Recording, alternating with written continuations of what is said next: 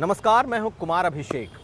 आज बात उत्तर प्रदेश में फूलन देवी के नाम पर हो रही सियासत। उत्तर प्रदेश में निषादों का वोट इस बार सियासत को लेकर सबसे ज्यादा चर्चा में है और उसके चर्चा की वजह भी है। निषादों को लगता है कि पिछड़ी जातियों में और खास करके अति पिछड़ी जातियों में सबसे ज्यादा वोट प्रतिशत उनका है, लेकिन उन्हें अपने वोट के हिसाब से प्रतिनिधित्व नहीं मिल रहा है। पूर्वी उत्तर प्रदेश में निषाद पार्टी ने पिछले कुछ समय से अपना जोर बना रखा है, लेकिन अब नई एंट्री हो रही है फूलन देवी के नाम पर दोबारा से सियासत को गरमाने की। फूलन देवी हर कोई परिचित है कि फूलन देवी का इतिहास चंबल के बीहड़ों का था।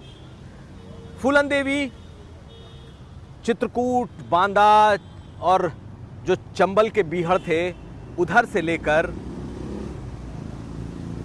पूर्वांचल तक उनका असर तब था जब वो उन बीहड़ों में थी, लेकिन जब वो सियासत में आई तो उनका असर निषाद समाज पर सबसे ज्यादा रहा।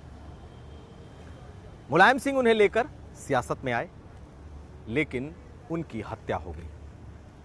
2022 चुनाव आने हैं और 2022 चुनाव के पहले फूलन देवी के नाम पर सभी दल और खासकर निषादों की पॉलिटिक्स कर रहे सभी छोटे बड़े दल और संगठनों ने अपनी कमर कसनी शुरू कर दी है। निषाद पार्टी पहले से ही उन्हें एक तरीके से अपना बहुत कुछ मानती थी, लेकिन वीआईपी पार्टी जो कि बिहार की मुकेश सहनी की पार्टी है, जो कि एनडीए में है, नीतीश सरकार में मुकेश सहनी मंत्री हैं, उन्होंने तो बाकायदा कारपेट बॉम्बिंग शुरू कर दी फूलन देवी के नाम पर उत्तर प्रदेश में।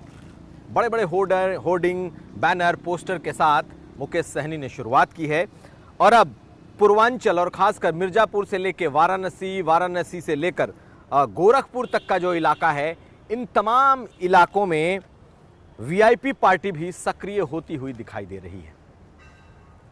कुछ दिन पहले इन लोगों ने एक अभियान चलाया था कि चौक चौराहों पर और खासकर निषादों के गढ़ वाले इलाके में 10 फुट या उससे ऊंची फूलन देवी की प्रतिमाएं चौक चौराहों पर लगाई जाएं, सार्वजनिक जगहों पर लगाई जाएं।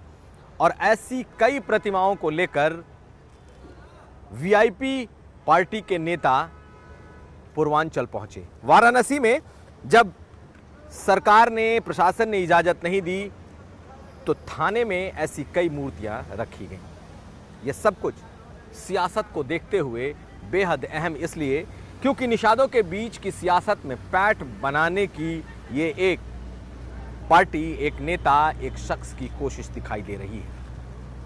और जब उनका ये आंदोलन एक तरीके से रोक दिया गया, फेल हुआ, तो अब वीआईपी दूसरे तरीके से एक बार फिर निषादों के बीच जा रही है और इस बार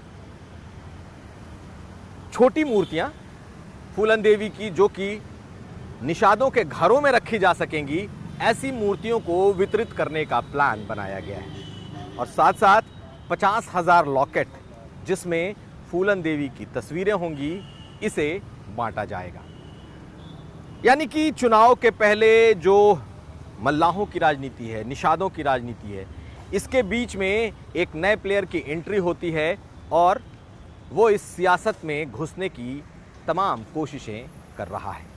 इसके पहले निषाद पार्टी, संजय निषाद, निषादों के बड़े नेता के तौर पर पूर्वांचल में जिनकी पहचान है वो हैं और अब वीआईपी पार्टी की पहचान। वहीं दूसरी तरफ फूलन देवी के पति उमेद सिंह, जिनकी एकलव्य पार्टी है और इनके पास भी छोटे छोटे संगठन हैं और इन लोगों ने भी अपनी ताकत दिखाने की कोशिश की है। यानी कि फूलन देवी एक, जिनका इतिहास चंबल से, बीहड़ों से रहा है, लेकिन जिनकी सियासत उत्तर प्रदेश में शुरू हुई, संसद तक पहुंची और मल्लाहों के बीच वीरांगना के नाम से उन्हें आज भी माना जाता है, जाना जाता है।